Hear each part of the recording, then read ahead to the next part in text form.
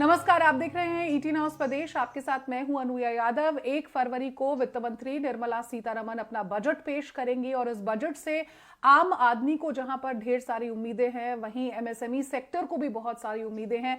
लेकिन पिछले 2 साल जिस तरह से सरकार ने गुजारे हैं इस पैंडेमिक के दौरान, हेल्थ केयर सेक्टर हो, एजुकेशन हो, एमएसएमईज हो, बूस्टर पैकेजेस भी यहां पर दिए गए, लेकिन उसके बावजूद जो जीडीपी है उसमें उस पर किस तरह का असर देखने को मिलेगा। अब साल के आखिर आते आते यहाँ पर तीसरी लहर ने दस्तक दी है। मेरे साथ 3 खास मेहमान यहाँ पर जुड़ गए हैं। मदन सबनविस हैं, चीफ इकोनॉमिस्ट हैं बैंक ऑफ बड़ौदा के, साथ ही साथ सिद्धार्थ निगम हैं, partner merger and acquisitions. He is also member leadership team at Grant Thornton. साथ ही साथ साहिल धारिया हमारे साथ जुड़ गए हैं, फाउंडर एंड सीईओ है सूद हेल्थ केयर के। आप तीनों का बहुत में शामिल होने के लिए। और मदन सर, सबसे पहले आपके पास आऊंगी। ये दूसरा पैंडेमिक का बजट है, पिछले साल का बजट और उसके बाद इस बार 2022 का 1 फरवरी को जो निर्मला सीतारमण बजट पेश करेंगी। अब सेकेंड वेव के बाद सर धीरे धीरे इकोनॉमी पटरी पर आनी शुरू हुई थी, लेकिन जब शुरुआत शायद हुई थी इस रिकवरी की, तभी तीसरी वेव ने यहां पर दस्तक दे दी है। सर, आपके हिसाब से बजट से पहले ये जो तीसरी लहर आई है, क्या इससे इकोनॉमी को किसी तरह का नुकसान होगा, या फिर जो एक्सपर्ट्स मानते हैं कि बहुत ज्यादा हलचल नहीं है और सब कुछ ठीक ठाक रहेगा? ये बिल्कुल ठीक नहीं है, लेकिन जो भी इफेक्ट जो है वो मार्जिनल होगा, क्योंकि जो हमने देखा है कि ये थर्ड वेव का जो इम्पैक्ट है वो 3-3.5 महीने तक रहेगा, from December, mid December till March. और जो भी हमने देखा था, जो भी हम देखे हैं अभी तक, जो भी रिस्ट्रिक्शंस लगाए हैं लॉकडाउन की वजह से, this has affected only the services sector. तो हम ऐसे कह सकते हैं कि पूरा इकोनॉमी पे ज्यादा असर नहीं है, लेकिन अगर हम खास सेक्टर्स को देखेंगे, जैसे कि एंटरटेनमेंट, ट्रैवल, होटल्स, टूरिज्म, इनको ज्यादा नुकसान हुआ है। तो ओवरऑल अगर हम कोई नंबर देना चाहते हैं, हम बोल सकते हैं कि अगर पहले हमारा ये अनुमान था कि इंडिया का जीडीपी 9.2%, 9.2% होगा, ये शायद 0.1-0.2% कम हो सकता है। तो जो आप बोल रहे हैं वो ठीक है कि ज्यादा असर नहीं होगा, लेकिन मार्जिन पे कुछ सेक्टर्स के लिए definitely there will be a problem. ठीक है sir. Sahil, you have been an ex banker and an economist yourself, और साथ ही साथ आप इस मैन्युफैक्चरिंग बिजनेस में 1 दशक से भी लंबा समय आप गुजार चुके हैं। मुझे बताइए, सेकेंड वेव के बाद जिस तरह से कंज्यूमर डिमांड में हमने बढ़ोतरी देखी थी, हाइक देखा था, बिजनेसेस एक नई ऊंचाई को भी छू रहे थे। अब जब तीसरी लहर ने दस्तक यहां पर दी है, क्या आपने यहां पर कंज्यूमर डिमांड में गिरावट देखी है? और आपके हिसाब से आने वाले 3 से 4 महीने, क्योंकि ये आखिरी क्वार्टर है, किस तरह का रह सकता है बिजनेसेस के लिए? हाँ अनुया, पहली और दूसरी लहर के बाद जो डिमांड डिस्ट्रक्शन या डिमांड डिले हुआ था वो इस बार नहीं हो रहा है। इनफैक्ट कंज्यूमर्स, ग्राहक को अभी पता चल गया है कि कोविड है और एक आध साल और रहेगा। तो जो पहले का डर था, जो किस्म से लोगों ने गुड्स खरीदना डिले कर दिया था, गुड्स खरीदना इनकार कर दिया था, वो अब नहीं हो रहा है। इनफैक्ट जो हम देख रहे हैं as a business, demand is back to pre pandemic levels. पहले कोविड के पहले जितना था उससे ही है, और शायद और भी बढ़ गया है। काफी बिजनेसेस और भी तेजी से बढ़ रहे हैं, जैसे कि हम एक्चुअली डबल हो चुके हैं 1 साल में। और Q4 जो जन फेब मार्च का क्वार्टर है, वी हैव गुड एक्सपेक्टेशंस कि ये business will be good this quarter as well.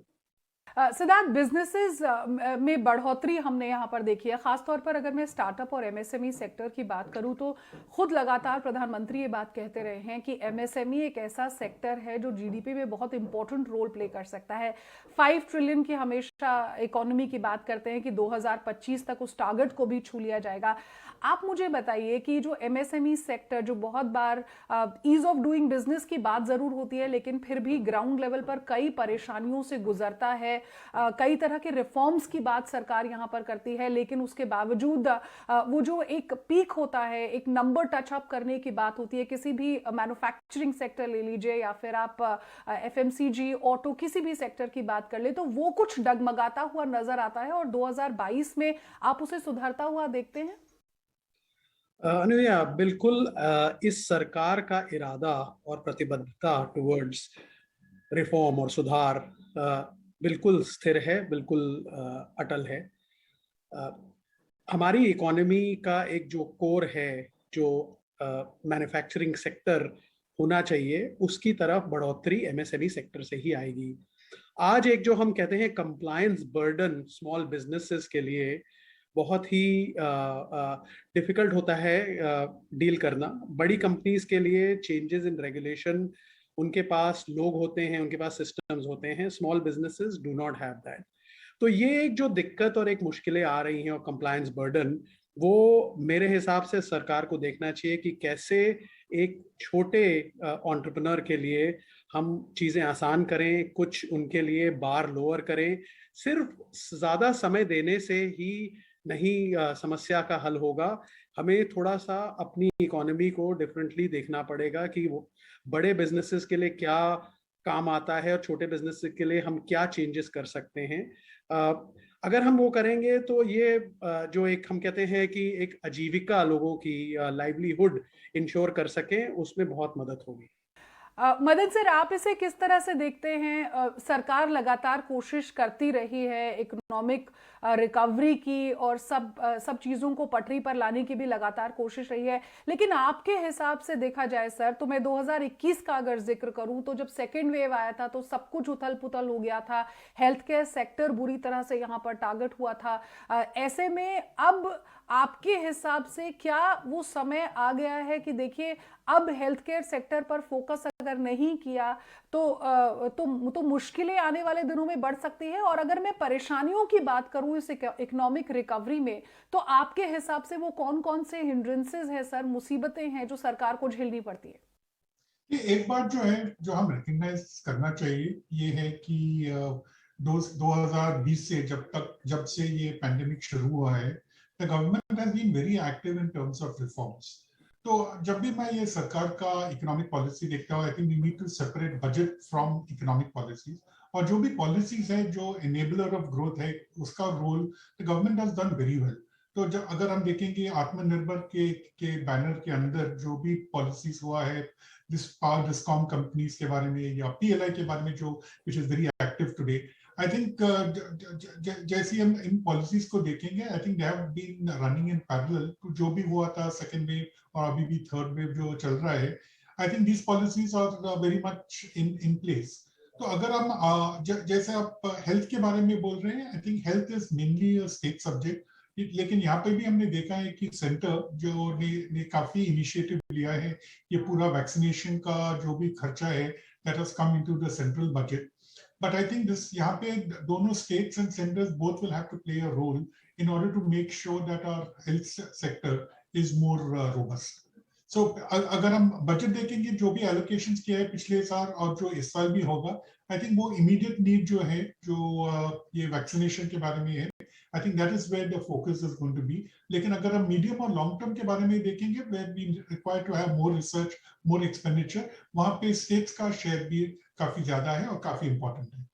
Sahil, health की बात यहाँ पर हुई, लेकिन हाइजीन भी एक बहुत बड़ा फैक्टर है जो सेंट्रल गवर्नमेंट के साथ साथ स्टेट गवर्नमेंट्स जो हैं वो उसे टारगेट करती रही हैं और हमेशा फोकस में भी रखा है हमेशा हाइजीन को। आप मुझे बताइए, मेट्रोज में तो हमने देखा है कि उस तरह की अवेयरनेस है, लेकिन क्योंकि आप बहुत क्लोजली टियर 1 टियर 2 सिटीज़ के साथ काम करते हैं और आपका बिजनेस वहाँ पर पिछले दिनों बहुत अच्छा भी हुआ है, मुझे बताइए कि वहाँ जो ग्राउंड रियलिटी है, लोगों की सोच, लोगों की मानसिकता, क्या हम कहें कि पिछले कुछ सालों में बदली है? और वो हाइजीन जो एक इंपॉर्टेंट फैक्टर है किसी भी आदमी के लिए, उसकी सोच में बदलाव देखने को मिला है? हाँ अनुया, काफी चीजों में बदलाव आया है। एक कोरोना का एक पॉजिटिव ये इम्पैक्ट है कि लोगों को हाथ धोने की, मास्क पहनने की, काफी हर जगह पे आप देखोगे हाइजीन की अवेयरनेस टॉप ऑफ माइंड है, लोग इसके बारे में सोचने लगे हैं और इसके कारण हाइजीन प्रोडक्ट्स की सेल भी ज्यादा हुई है। जैसे फॉर एग्जांपल हमारी बिजनेस सैनिटरी नैपकिन्स का है, तो we have seen owing to access to information technology, mobile phone से लोगों को अवेलेबल है, इंफॉर्मेशन अवेलेबल है, उनके फिंगर टिप्स पे है और इससे ये जान सकते हैं कि क्या हो रहा है दुनिया में और किस चीज से उनका हेल्थ अच्छा हो सकता है, सेहत अच्छी हो सकती है। तो yes, we are seeing specially tier 1 tier 2, क्योंकि आप देखेंगे मेट्रो सिटीज में ऑलरेडी एजुकेशन लेवल हाई है और प्रोडक्ट पेनिट्रेशन सब कैटेगरी की ऑलरेडी वेरी हाई है, पर ये तेजी से टियर 2 टियर 3 टियर 4 में तेजी से बढ़ रहा है because of access to information and technology. Covid वो एक चीज थी जिसको एक ट्रिगर था जिससे शुरुआत हुई है।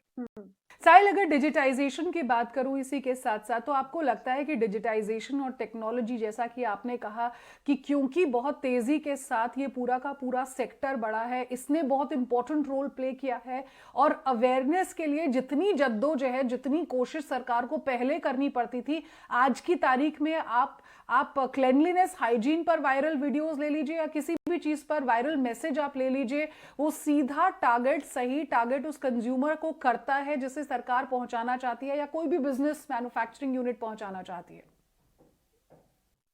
यस सुनिए, एक्सेस टू इंटरनेट और मोबाइल फोन, इंडिया में 700 मिलियन यूजर हैं मोबाइल फोन के तकरीबन।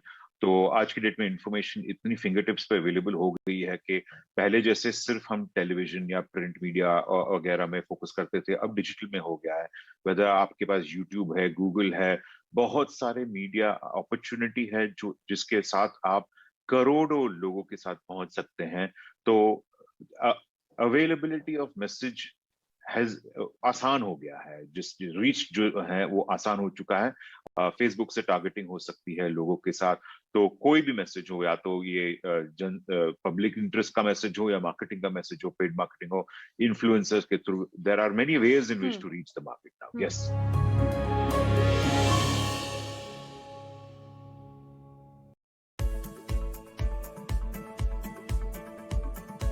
A few demands which remain include extending the 5% tax rate on interest income earned by IFSC funds, and also the dividends distributed by IFSC entities should be exempt from tax in the hands of shareholders.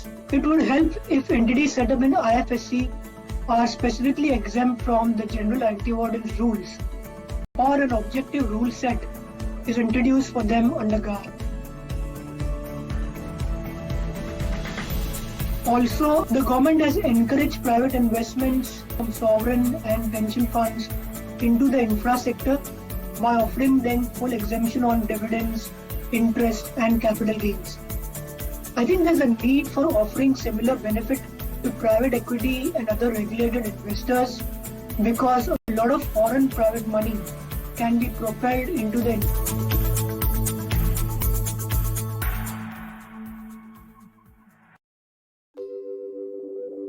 To run a growing business is to be on a journey, and along the ride, you'll have many questions, challenges, and a few surprises.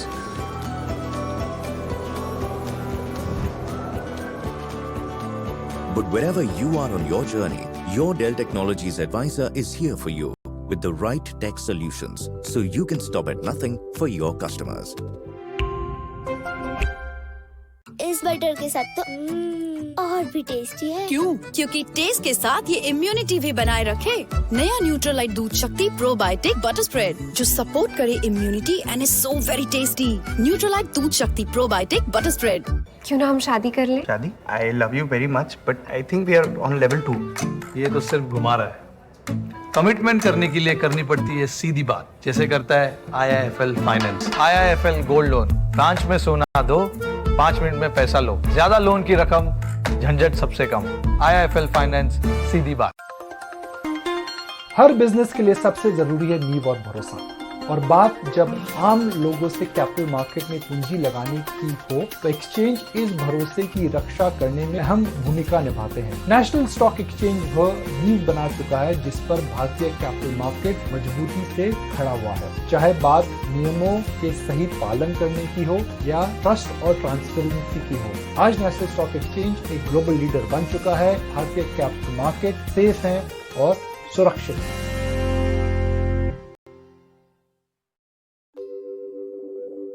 To run a growing business is to be on a journey, and along the ride, you'll have many questions, challenges, and a few surprises.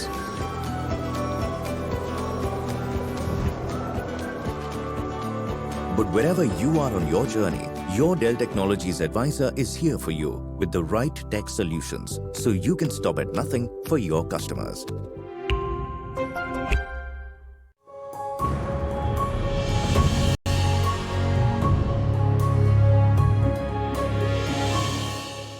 Siddharth, ये पूरा का पूरा जो reform की गाड़ी सरकार आगे बढ़ा रही थी जब से ये सरकार आई है पावर में, हमने देखा है कि कैसे रिफॉर्म्स पर लगातार सरकार का जो पुश है, जो फोकस है, वो बहुत ज्यादा रहा है। लेकिन बीता एक साल जो ये पूरा का पूरा फार्म लॉ फियास्को आपने देखा था, यहाँ पर एक साल से भी ऊपर का ये आंदोलन जो है किसानों का यहाँ पर चला था। ऐसे में क्या आपको लगता है कि अब जो गवर्नमेंट का एजेंडा है रिफॉर्म का, वो कहीं ना कहीं पर इम्पैक्ट कर सकता है, also keeping in mind that the next few months are going to be heavy on elections in some of the states? Anuya, मेरे हिसाब से सरकार का, जो मैंने पहले भी कहा, एक जो रिफॉर्म की तरफ इरादा है वो बहुत ही स्थिर है। उनकी प्रतिबद्धता टुवर्ड्स सुधार अभी भी है। हमारे प्रधानमंत्री ने ये अनाउंस किया था कि हमारे किसानों की आमदनी 20 डबल होनी चाहिए। वो कमिटमेंट कंटिन्यूज। ये जो एक फार्म लॉ रिफॉर्म का एजेंडा है, वो एक ऐसी चीज है जो जिसकी इंटेंट सही थी, बट कभी कभी क्या होता है कि सबको साथ लेके चलना पड़ता है। आई थिंक सरकार ने जब ये एजेंडा और जब ये लॉज चेंज करे थे, जब रिफॉर्म एजेंडा किया था, तो मे बी थोड़ा time to build consensus, to understand कि लोगों की इसमें कंसर्न क्या थी। वो एक जो जर्नी है वो अभी कंटिन्यू कर रही है। मेरे हिसाब से ओवरऑल रिफॉर्म एजेंडा इंटैक्ट है और कंटिन्यूड रहेगा। कमिटमेंट टू हमारे किसानों की आमदनी बढ़ाने की अभी भी है। बहुत से काम और भी हो रहे हैं, जैसे फार्मर प्रोड्यूसर ऑर्गेनाइजेशंस को इनकरेज करा जा रहा है। सिर्फ हमें ये एक जो लॉज वाला एक जो आप कह रहे हैं, लास्ट ईयर में हमने बहुत इसके बारे में पढ़ा पेपर्स में, ये सिर्फ एक कड़ी है। इसमें बहुत बड़ी एक जर्नी है, जो जर्नी कंटिन्यू हो रही है। और ये सिर्फ एग्रीकल्चर सेक्टर में नहीं है, ये मैन्युफैक्चरिंग में, सर्विसेज में, जो कहते हैं ना, both the length and breadth of the economy, और हर स्टेक होल्डर को एड्रेस किया जा रहा है। अवेलेबिलिटी ऑफ क्रेडिट से लेकर कंजम्पशन एनहांसमेंट, तो हमें इसको होलिस्टिकली देखना पड़ेगा। और मेरे हिसाब से पर्सनली सरकार बहुत ही स्थिर है इसमें कि देश को आगे ले जाना है, देश को आगे बढ़ाना है, और हर तबके को इसका बेनिफिट मिलना चाहिए। बिल्कुल। मदन सर, इसी से जुड़ा हुआ आपसे कहूंगी कि प्रधानमंत्री नरेंद्र मोदी ने वर्ल्ड इकोनॉमिक फोरम में ये बात कही कि देखिए, India focused on reforms in the right direction, सही दिशा में हम आगे बढ़े थे यहाँ पर। और अगर ग्लोबल इकोनॉमिक एक्सपर्ट्स की बात माने तो उन्होंने भी भारत की तारीफ यहाँ पर की है जब रिफॉर्म्स की बात होती है। सर, इंटरनेशनल एजेंसीज ने इंडिया की रेटिंग में वो इंप्रूवमेंट दिखाई भी है। क्या आपको लगता है कि ये पूरा साल हो या फिर ये बजट हो, रिफॉर्म्स की गाड़ी आगे बढ़ेगी? और आपके मुताबिक कौन से वो सेक्टर्स हैं जिन्हें खासतौर पर सरकार को टारगेट करना चाहिए 2022 में? तो जैसे आप बोल रहे हैं कि we have been praised by all agencies from the point of view of reforms, क्योंकि अगर हम सरकार का प्रोग्रेस देखेंगे, उनका परफॉर्मेंस देखेंगे, उनका यही पॉलिसी है कि सारे सेक्टर्स में जब तक जितना भी रिफॉर्म्स हो सकता है उसके लिए वो पुश कर रही है। और ये फार्म लॉज काफी अनफॉर्चुनेट है कि they have not been able to push it through. जैसे सिद्धार्थ बोल रहे थे कि you need to have consensus, और ये बहुत स्लो प्रोसेस है, इसका टाइम लगता है।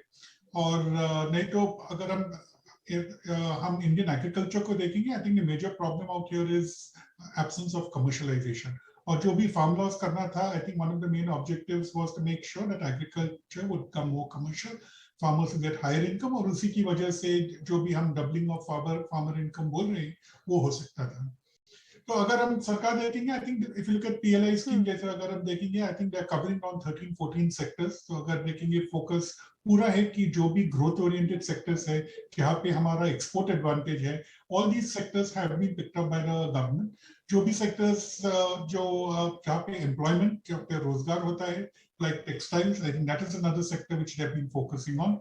तो वैसे हम देखेंगे कि I think it's virtually all encompassing in terms of covering all the sectors.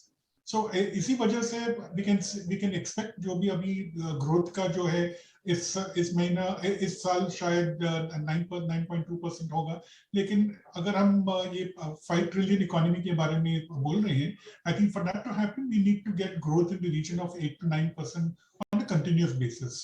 और जो भी ये रिफॉर्म्स जो सरकार has managed to get in, I think जो 3-4 साल में हम रिजल्ट्स भी देखेंगे।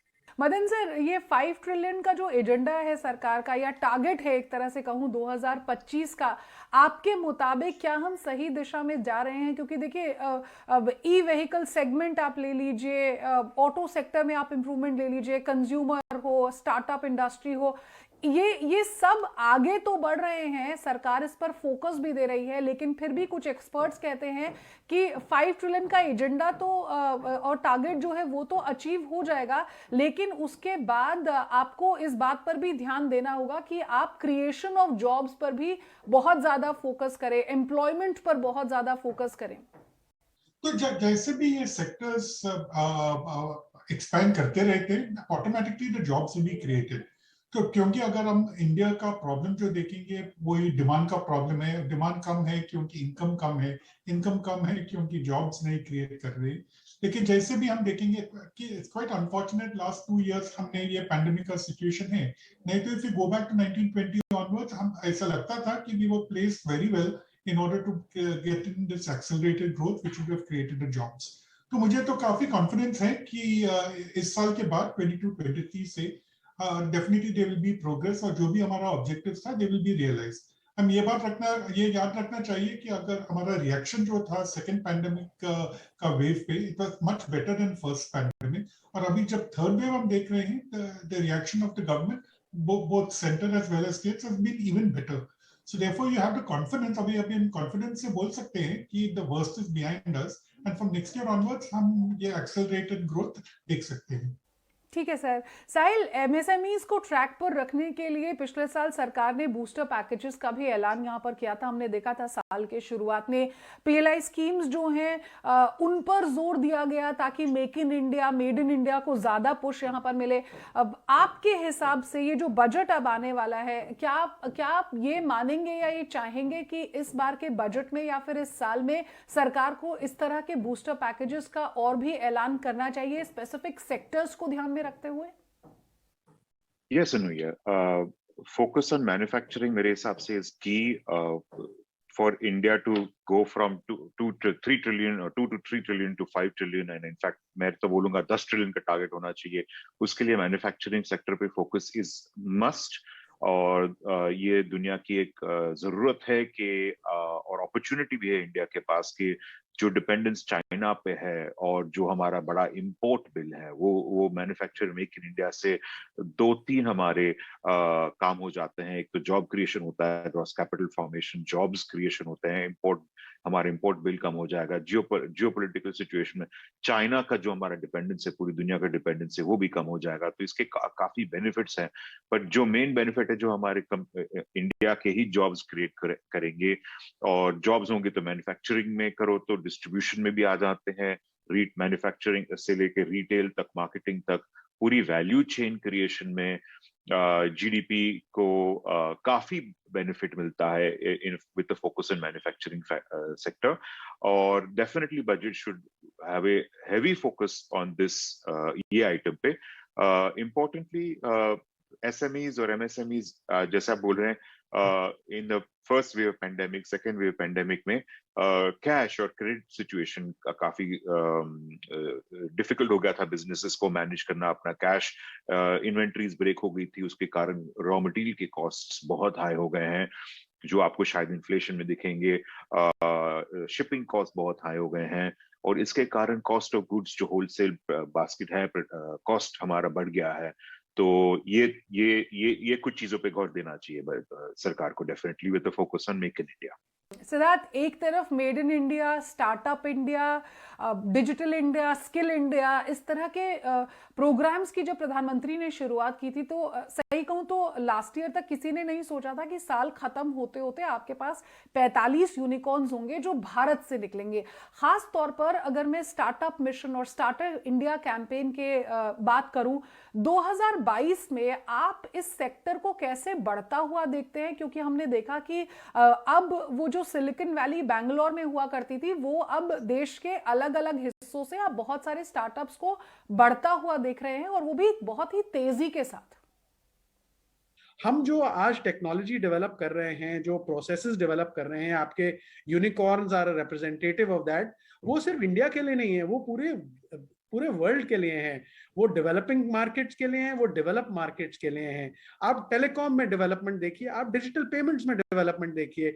मैं और ये भी ध्यान लाना चाहूंगा कि हमारी जो वैक्सीनेशन प्रोग्राम है, एंड सरकार को कॉम्प्लीमेंट करना चाहूंगा कि हमारा जो आईटी प्लेटफॉर्म है जिसने ये इनेबल किया है वैक्सीनेशन, इस पूरी दुनिया में उसके मुकाबले का कोई प्लेटफॉर्म नहीं है। Including United states of America में आज भी वैक्सीनेशन की जो रिकॉर्डिंग होती है कागज पे होती है, पेन से लिखी हुई।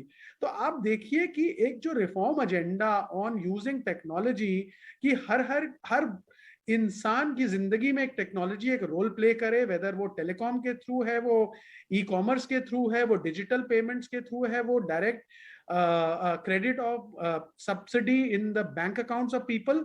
ये एक लहर हिंदुस्तान में चली है, वो अब रिप्रेजेंटेटिव आ रही है हमारी value creation at a business end, which is the unicorns that you talk about. So मैं ये मानता हूं कि ये हमें हमारा जो एक स्टेचर है इस दुनिया में आगे लेके जाएगा, and we'll be able to attract global capital, global talent, and become a powerhouse which not only creates technology but also creates the demand for consumption of both goods and services in the country. ठीक है, बहुत बहुत शुक्रिया Madan sir हमारे साथ यहाँ पर जुड़ने के लिए। साहिल, आपका और सिद्धार्थ आपका भी बहुत बहुत शुक्रिया। 1 तारीख को वित्त मंत्री निर्मला सीतारमण जब अपना बजट पेश करेंगी, देखना होगा खासतौर पर एमएसएमई सेक्टर के लिए, स्टार्टअप सेक्टर के लिए वो क्या कुछ खास यहाँ पर लेकर आती है। आप तीनों का बहुत बहुत शुक्रिया।